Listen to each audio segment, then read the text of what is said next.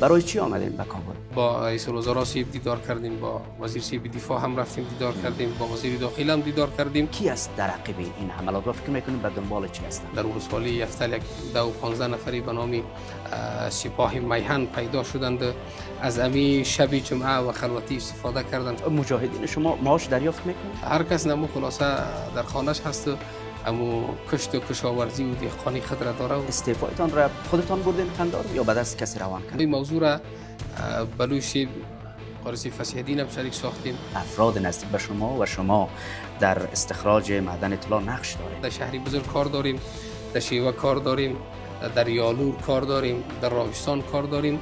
ما آماده هر نوع پاسخگویی هستیم. اگر بحث ناامنی است نام شما در کنارش است، اگر بحث معادن است نام شما در کنارش است. نفوسی خود را داشتیم و داریم و مجاهدین خود را داشتیم. گفتگوی ویژه با جمعه خان فاتح فردا شب ساعت 8 از طلوع نیوز.